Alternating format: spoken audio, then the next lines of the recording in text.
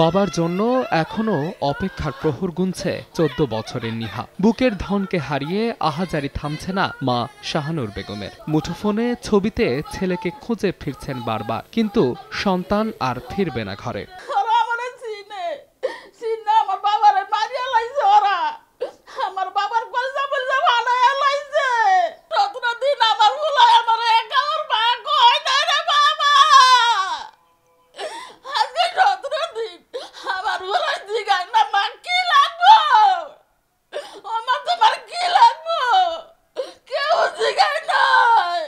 আমি চাই আমার আব্বুর সুস্থ বিচার, যারা আমার আব্বুকে মারছে। ১০ জানুয়ারি ঘড়ির কাঁটায় বিকেল ৫টা। সিসিটিভির ফুটেজে দেখা যায় নির্মাণ শ্রমিক রাসেল মিয়াকে লাঠি দিয়ে পেটাচ্ছে সেন্টু এবং আলম নামের দুই ভাই। অসুস্থ হয়ে পড়লেও থামেনি নির্যাতন।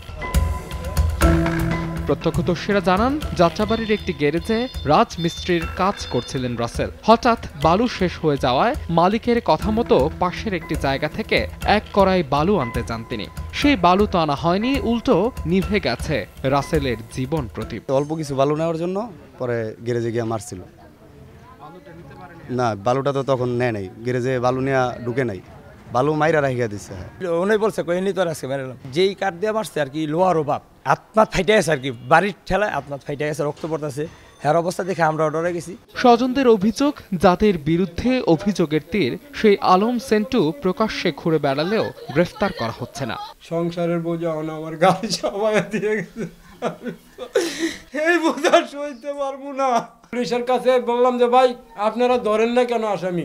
পুলিশ বলে আমরা যাই পাই না।